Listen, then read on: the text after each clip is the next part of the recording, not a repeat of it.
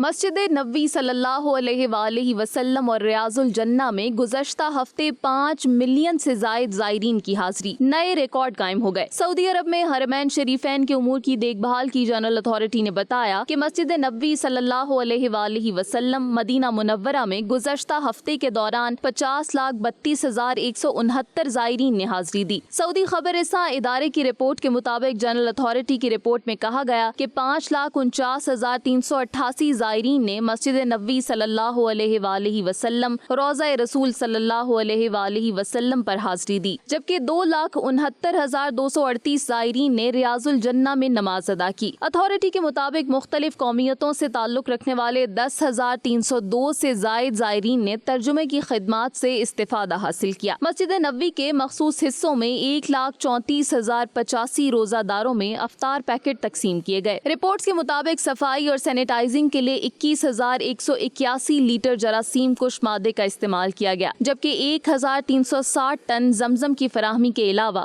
زمزم کے laboratory test کے لیے 150 سیمپلز جمع کیے گئے۔ دوسری جانب سعودی عرب میں وزارت حج و عمرہ کی جانب سے آنے والے زائرین کی سہولت کے لیے نسک پلیٹ فارم پر مسجد نبوی صلی اللہ علیہ وآلہ وسلم ریاض الجنہ کے پرمٹ کے لیے نیا آپشن متعارف کرایا گیا ہے۔ وزارت حج و عمرہ نے مسجد نبوی صلی اللہ علیہ وآلہ وسلم آنے والے ایسے زائرین جو مسجد کی حدود میں ہوتے ہوئے نسک یا توکلنا پلیٹ فارم کے ذریعے ریاض الجنہ کے لیے پرمٹ حاصل کرنا چاہتے ہیں، انہیں مزید سہولت دینے کا اعلان کیا ہے۔ زیارت کے لیے اپوائنٹمنٹ نہ ملنے پر پرائیویٹ لسٹ آپشن کا انتخاب کیا جا سکتا ہے۔ نسک پلیٹ فارم کے ذریعے فوری پرمٹ حاصل کرنے کا آغاز کیا گیا تھا، تاہم اب اس میں مزید اضافہ کرتے ہوئے ویٹنگ کا آپشن بڑھا دیا گیا ہے۔ ویٹنگ کا آپشن منتخب کرنے سے یہ ہوگا کہ سسٹم میں جیسے ہی سلاٹ دستیاب ہوگا، ویٹنگ لسٹ میں رجسٹرار کو پرمٹ جاری کر دیا جائے گا۔